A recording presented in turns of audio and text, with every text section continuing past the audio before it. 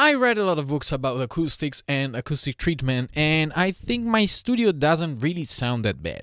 But as you may know, nothing in this world is perfect. And this is why SONARWORKS Reference 4 was created. Hey guys, what's up? This is Nyroh. Welcome to my studio, and in today's video we're gonna check out SONARWORKS Reference 4. This is a software dedicated to the treatment of your monitors and your headphones. Yes, you heard it well. It kinda calibrates your monitors and headphones to let you have the most perfect and the most linear equalization possible. And why, you could ask, should you have a perfectly clear and linear equalization for your monitors and for your speakers?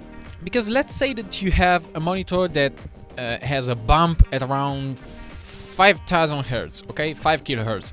So the problem is that that little bump about 6 decibels, let's say, and what you're gonna do is create something that in that area removes the problem of the 6 decibels, because your ears, I hope, they have a good point of view about what equalization should your song have or what you should do around that range. And you're gonna create something that has minus 6 decibels for that point of frequency. And if you play that song in every other monitor or every other speakers or every other kind of headphones apart from the ones you use, you're gonna have a pretty shitty mix. So it's really important to have a close to perfectly linear equalization for both your monitors and headphones. And that's why you need SONARWORKS Reference 4. The software for Windows and Mac can be easily downloaded directly from their site.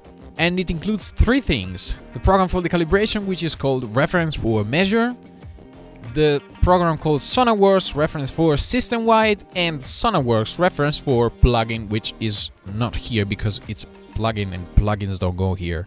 If you bought the headphones edition only, you're gonna have only the SONARWORKS Systemwide and SONARWORKS plugins, because you won't need to calibrate your headphones. But I'll explain on that later. The SONARWORKS Reference 4 Measure program is super easy to work with, and every step is perfectly explained. And you should use it with one of their microphones, which are called XREF20 measurement microphone. Use the SONARWORKS XREF20 together with its individual calibration profile ensures flat frequency response at maximum precision.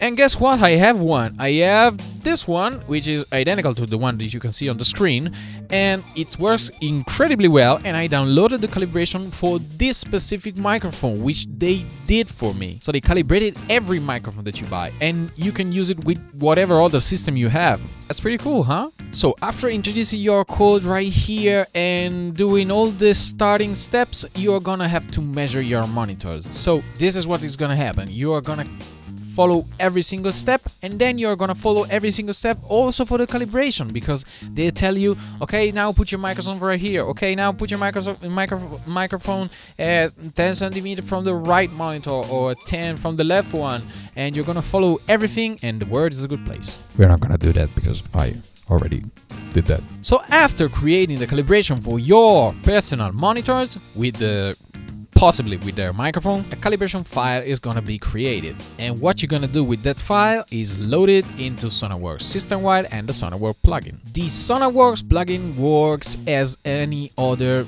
plugin, and you're gonna wanna put that at the end of your master chain. Why? Because you're gonna have that after everything else, so that at the end of your mixing, at the end of your mastering, at the end of everything in your production, you're gonna wanna turn SONARWORKS Reference 4 off. That way you won't get any of the calibration done for your monitors on every system. It's not gonna be recorded into your file, okay? The SONARWORKS Systemwide works as a standalone program and is always on in my desktop computer. As you can see here, we have a frequency response curve, which can be changed to see everything that you want, like the simulated after, the extra frequency response that you're getting after the correction, the before, the initial perceived acoustic power frequency response from your speakers. This is mine. And you can see both the left and the right channel. You can see they are pretty different. You can see the correction, the filter phase, which is the change of the signal phase, as it's written here. The change of the signal phase response introduced by system-wide. It changes depending on the specific correction profile being applied, and the filter phase type settings. The limits, if you put any, but I'm gonna explain that right now, and the target, which is the perfectly linear equalization usually. Down here you have a on and off button, enable and bypassed.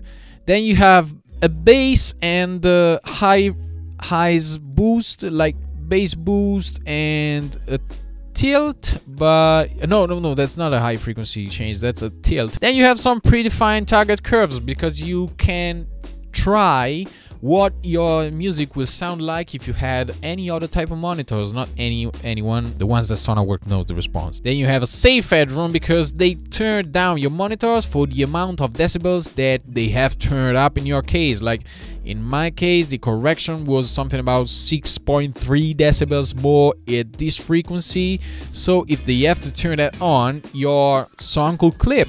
And that's why they have this safe headroom thing that turns down about the same. And then you have an incredibly useful mono button. I don't have, that's a pretty good thing to have. You have a dry wet knob, a volume fader right here, and these things right here that are incredibly useful.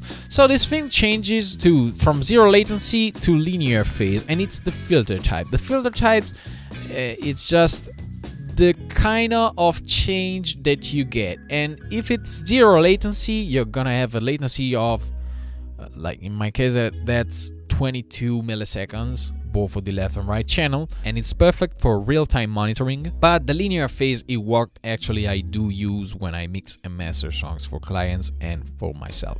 On the system-wide, I just have the zero latency on. The limit control just set the frequency range that is affected by the calibration, so you can decide the maximum amount of decibels that are induced. Like you can decide that the maximum amount of decibels that you want to increase is 12, so that's everything they can add, or 6 or 0, so no boosting, just cutting down if you want. This set the maximum low frequency, and it was actually on extended, I think, or on aggressive even. As you can see, the filter, the correction just stops when this filter comes down, and I actually have it on neutral, because neutral is 19, 80, 70, 60, 50, about 50 hertz, and it stops completely at 40 hertz. And why did I put that there? Because my monitors, the EVE SC207, which are amazing monitors, have a maximum low frequency of 46 Hz, so going more lower than that it's just dumb, okay? And then you can set the maximum high frequency, which I have on neutral and not on extended or on aggressive.